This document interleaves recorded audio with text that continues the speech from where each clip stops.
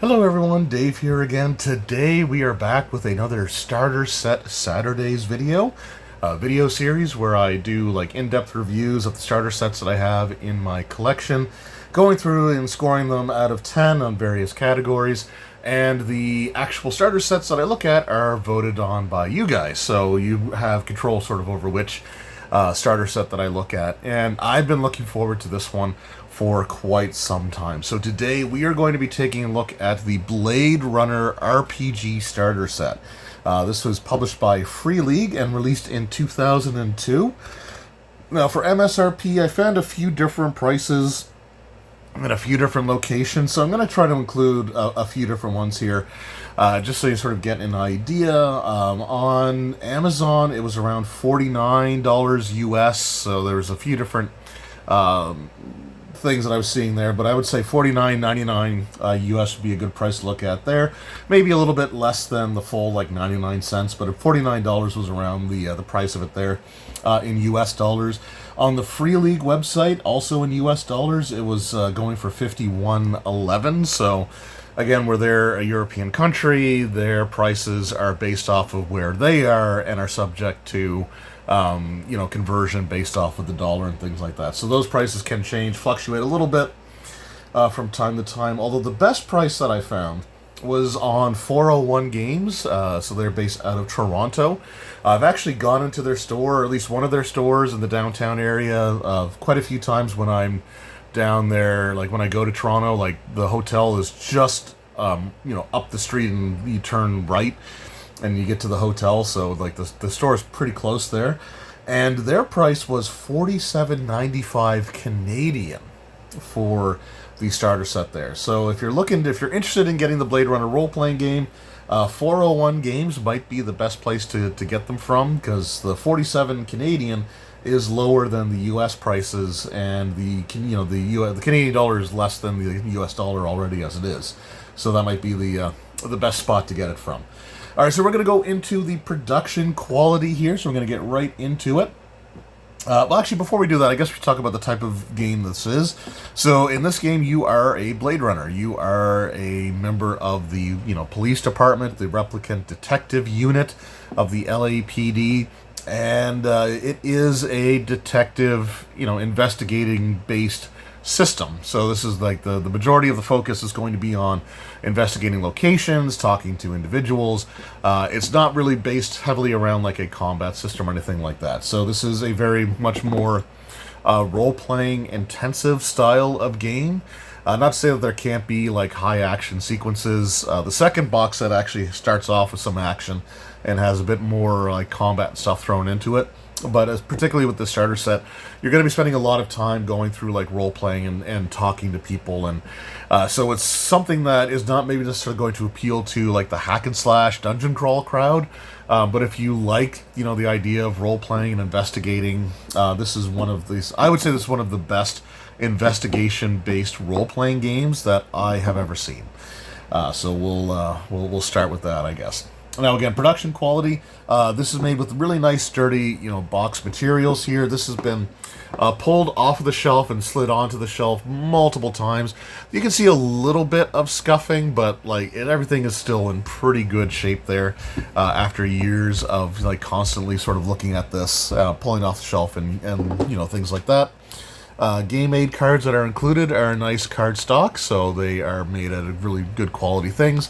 You got your dice set here, as well as your rule book and your scenario book, which both have like soft covers with the, again, nice quality or a thicker stock for the cover of the book, and then you got the nice glossy pages for the actual like contents of the books themselves. So those are well done.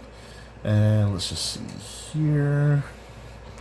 We do have this included envelope, which is filled with different game aids. There's also maps, pre-included or pre-generated characters, different locations there. But inside of this here are just like the handouts that you use throughout the scenario. And there are all kinds of these, and the quality, again, the production quality is absolutely insane. Like, you have the front page of a newspaper, and it feels kind of like newspaper material, only, you know, better quality. Again, things that they didn't have to do for like production. They, you know, they just went sort of all out with it. Nice glossy game aids, you know, all kinds of like well detailed, you know, high quality materials used all throughout this product. And I'm going to give the production quality of this, I'm going to give it a 9 out of 10. So up next, we're going to look at the presentation of the presentation quality of the materials included in here. So there is some fantastic artwork as far as like presentation's concerned. That does a really solid job of capturing like the sort of the essence and the feel of like the Blade Runner, of the Blade Runner universe, the Blade Runner world, as presented sort of in the movie there. Really well done there. But again, when it comes to the game aids that are included, again, the presentation on these is absolutely incredible. Again, you get a front page of a newspaper, which includes, you know, information that is definitely important to the scenario, but it also includes things that just aren't really. Like, you know, you've got the daily chess thing, you've got some advertisements that are for locations that you probably will visit, or you got like the vehicle that you use throughout the thing. But it's just so absolutely well produced here. Like, again, like the attention to detail, everything that sort of went into it here is absolutely astounding. Then we have other things like you've got crime scene reports. So we've got like things that are found in different locations that the characters will go to visit. There are crime scene photos. And you know, images taken from the Esper system, like the security camera system that the LAPD has access to. So on one side you see like the full image, and then you can scan it, or you can zoom and enhance to get other information there. And then again, the crime scenes are just highly detailed. And a lot of these things, like the crime scene photos, didn't need to be included at all. You could have simply had you know, an image of this for the game master to look at, and just have the players roll like investigation checks to see if they uncover clues. But you actually give them the crime scene photos, which are exactly how the location that they go to looks like at the time that they get there, and let them pore over it themselves and search for clues themselves. So again, the presentation is through the roof on this one. And this is going to receive something that this series has not had yet. For the presentation, I am going to give this a 10 out of 10. I mean, again, like the game aid cards are extremely well done. You've got like mug shots for, you know, NPCs. You have the initiative cards. You have the chase rules. Just the fact that like the amount of detail that goes into the game aids themselves is just beyond what I would have expected. So, you know, absolutely, I think deserving of a 10 out of 10 here. So let me just get these back into their envelope.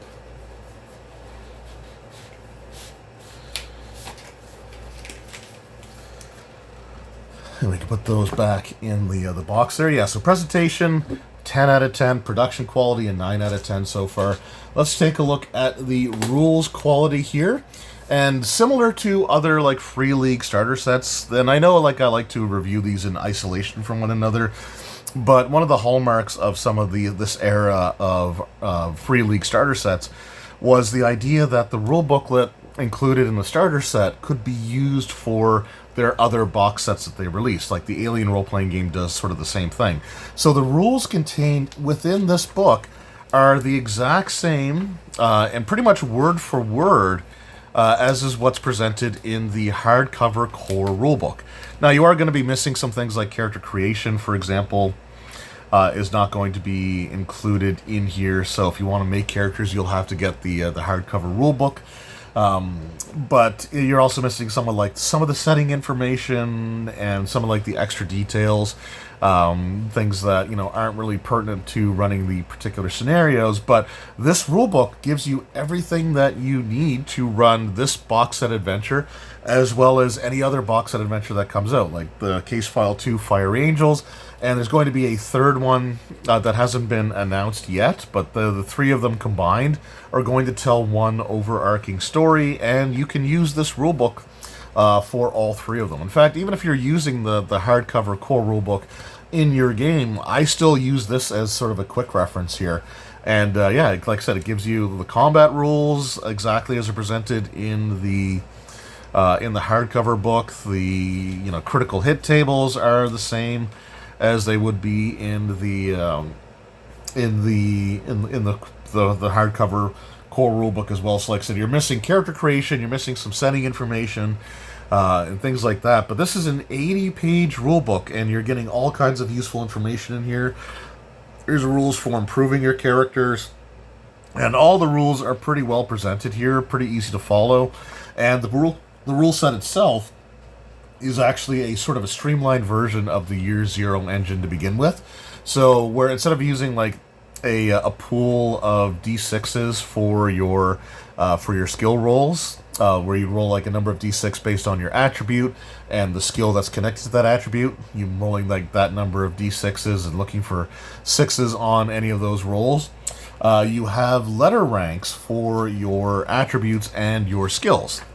And I think they're actually presented here pretty early on in the book here. So let's just get to the your Blade Runner.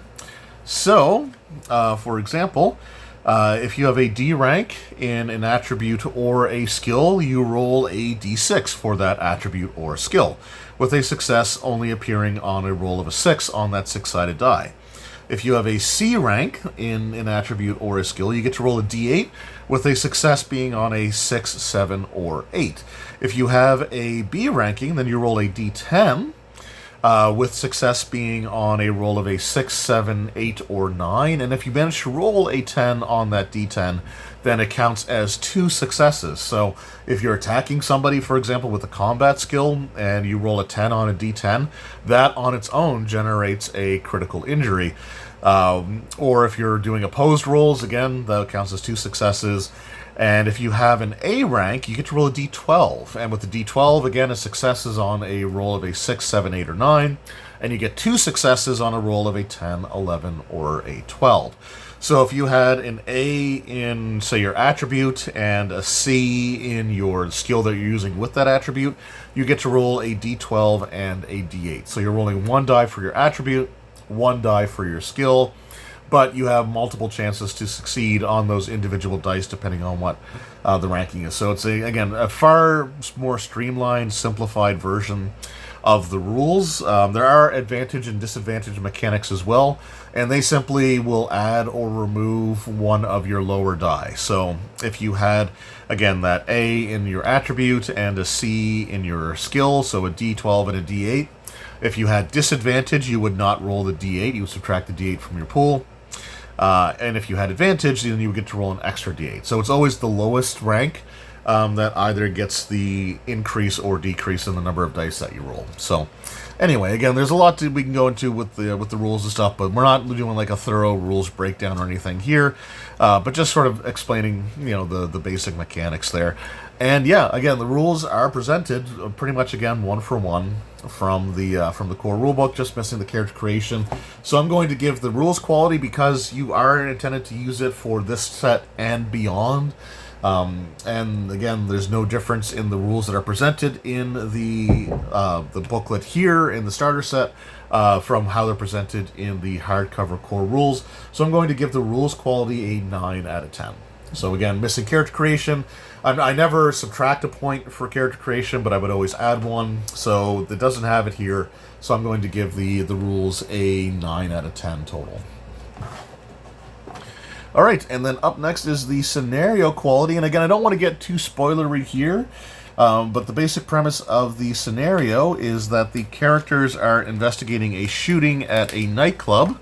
The nightclub ends up being the Snake Pit, which was featured in the first Blade Runner movie there. So that's the bar where Decker goes to, and he tries to talk to like the performer, and ends up, leading into a foot chase and things of that nature. So the shooting involves, I don't want to spoil too much here if we can sort of skip ahead. So the shooting involves a fellow Blade Runner, a replicant, a Nexus 9 replicant, who was the victim of the shooting, and his partner, another N9 replicant, is missing. So the goal of the characters is to investigate what happened at the nightclub, determine who was the shooter, and to find the whereabouts of your missing N9 replicant Blade Runner. In order to accomplish this, the characters have to visit multiple locations, and the way that this system works is while the characters are investigating, there are things that are happening in the background, and the background events occur at a rate depending on the amount of players actually playing the game. So I see if I can find the... Actually, that might give too much away. So the more players there are, the faster things occur. This can be played with a single player and the game runner. So if you do that, then you take a specific character. If it's 2 players, one player takes a specific character, and then the other player takes another specific character that is determined by the adventure itself.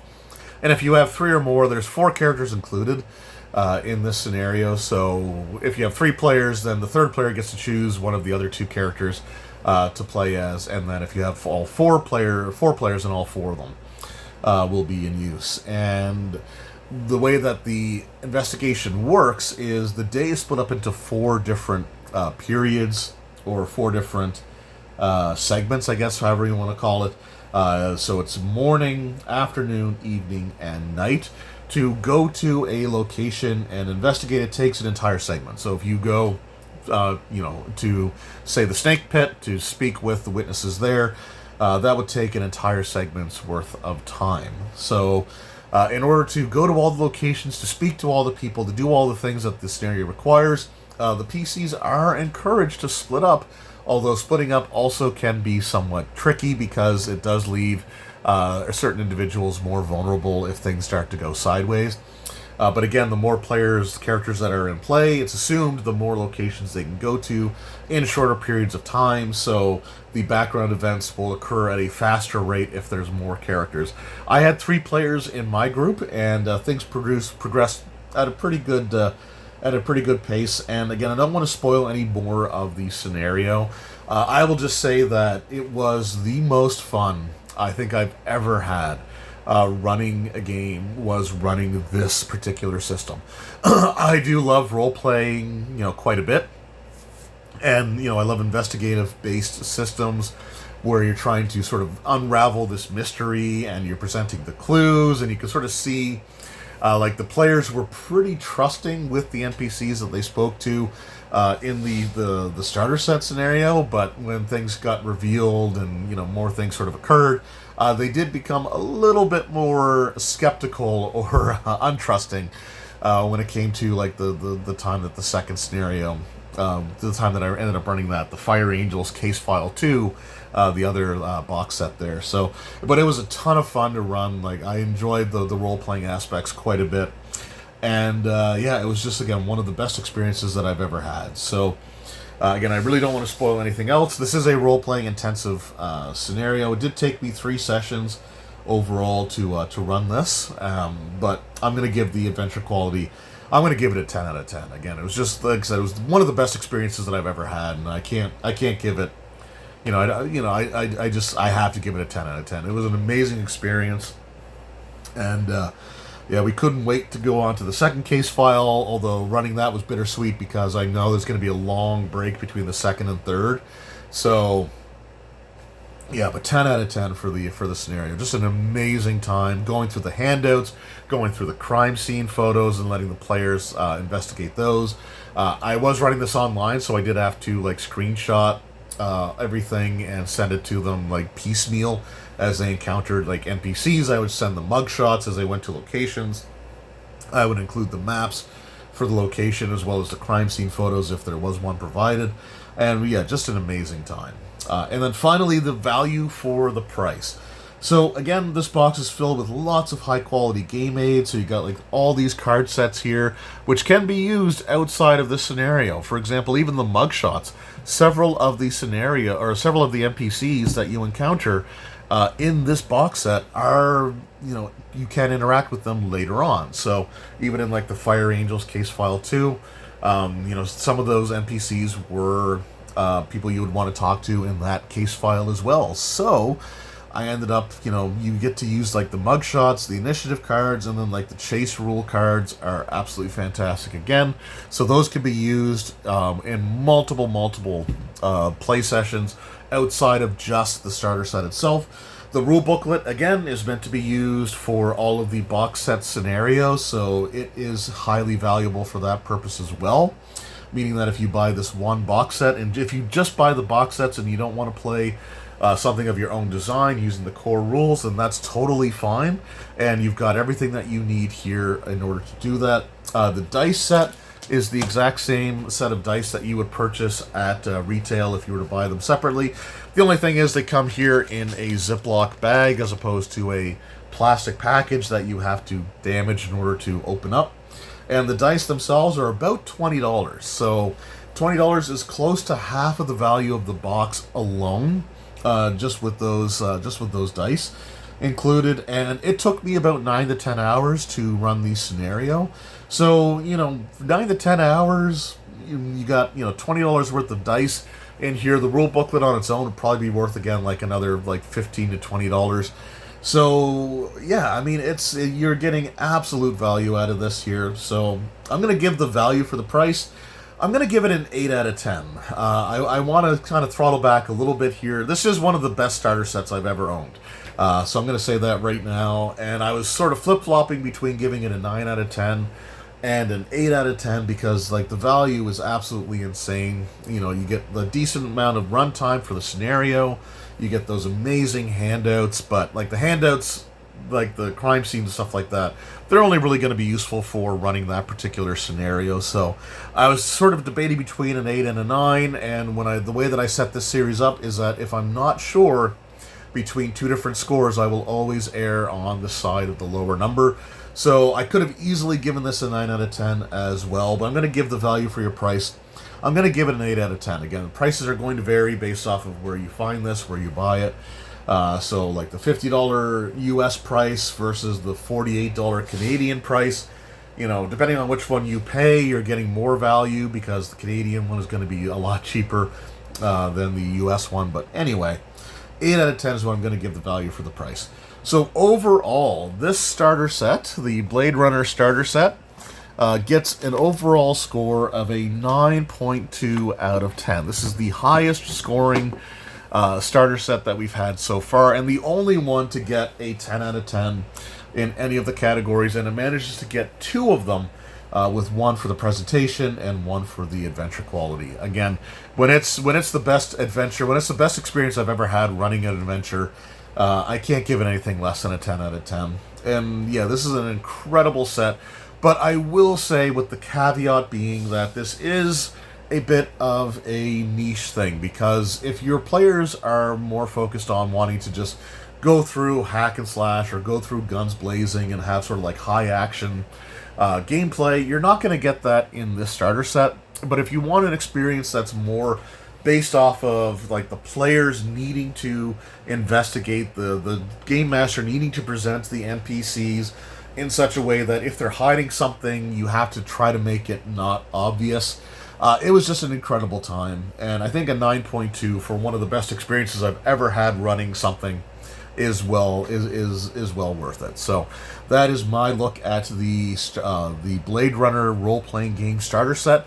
Let me know in the comments below, have you picked up this starter set? Have you been able to run it? If so, how many players was it? Was it a single player, 2, 3, or 4 players? And try to keep the spoilers for the scenario, though, to an absolute minimum, because this is a scenario that I think people should try, and I would highly recommend trying, especially if you love more role-playing focused scenarios and one where you have to sort of use your wits more than just relying on like dice rolling for combat. So one of the best starter sets I've ever owned, one of the best starter sets I've ever run. Free League, again, one of the best RPG producing companies out there currently in this day and age, I would say. And if you haven't checked this out yet, especially if you're a fan of the Blade Runner movies, I think this is something you should definitely look at and try to add to your collection. So there we are. That was my look at the Blade Runner starter set. The next starter set Saturday poll has already been presented and voted upon, but I will be putting up the poll for what will come out after that, because I do need time to go through, especially for ones that I haven't actually run or played that system at all. So I think Star Trek Adventures 2nd Edition is going to be the next one that we look at in this series. But I do need time, so I will put up the poll for the video in the series that will take place after that. And we'll be looking forward to seeing, again, more input from you guys. So thank you all so very much for your time. I appreciate it, and I will see you in the next one. Until then, take care.